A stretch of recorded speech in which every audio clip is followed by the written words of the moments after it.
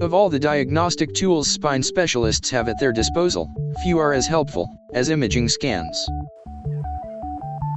These tests, which include X-rays and computed tomography scans, or CT, illuminate your spinal structures to help your doctor see the root of the problem. But, these tests bear radiation risks, and a published survey shows that many patients don't clearly understand them. Discussing risks and benefits with your doctor shouldn't only be about treatment. The conversation is also important during the diagnostic process.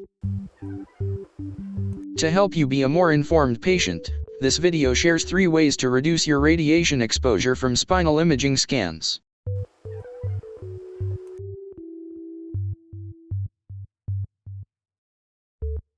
Many patients don't understand the radiation risks of spinal imaging.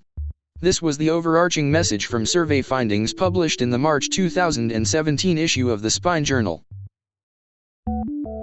The survey included 100 patients who were surveyed during an appointment with their spine surgeon. The patients were asked to estimate how many chest X-rays worth of radiation equaled the radiation emitted during common spinal imaging tests in the neck, or cervical spine, and low back, or lumbar spine. While the patient's estimates of cervical X-ray radiation were somewhat accurate, the patients significantly underestimated the radiation dose associated with cervical spine CT scans, lumbar spine X-rays, and lumbar spine CT scans.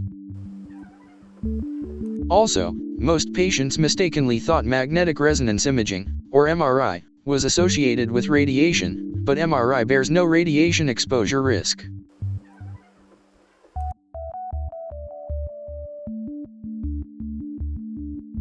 Most spinal imaging tests, including X-rays, image-guided procedures, such as spinal epidural injection or facet joint injection, CT scans, nuclear medicine tests, and bone density scans, or densitometry, carry some radiation risks.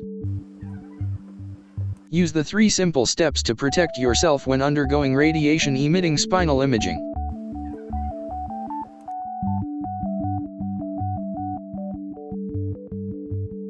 If your doctor recommends spinal imaging, ask him, or her, the following questions to better understand the radiation risks. How much radiation is emitted from the test? What is the chance that the test will be inadequate and need to be repeated with double the radiation dose? Here's an example of when a retest could occur. If you first undergo a plain CT scan, but later need a CT myelogram, you may end up with double the dose of radiation. Plain CT scans may not adequately show neural structures, such as the spinal cord and spinal nerve roots.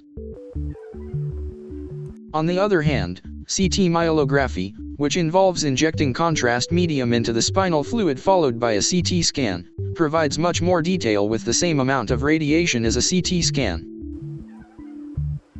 Another example is if a CT scan's images don't have enough detail, which may require another exam with finer cuts for better imaging. This will increase your radiation dose.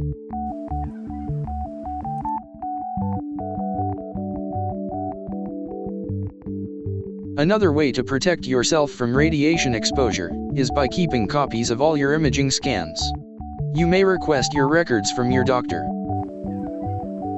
This is particularly important if you are interested in getting a second opinion on treatment recommendations. Failing to provide copies of your imaging scans to your second opinion physician may result in having to undergo the same scans twice.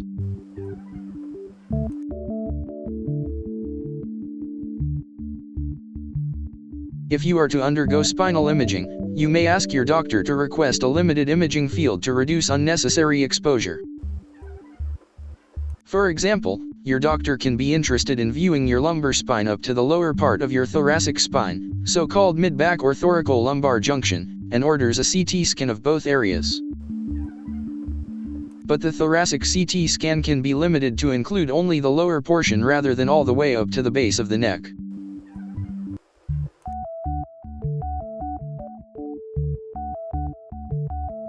Understanding the risks and benefits of diagnostic spinal imaging tests, such as X-rays and CT scans, will not only reduce wasteful testing, but also help prevent potential long-term damage of radiation exposure. Spinal imaging is incredibly beneficial to identifying the source of your spine pain, but it does have risks. Having transparent discussions with your doctor about these risks will empower you as a patient, and allow you to move forward with confidence.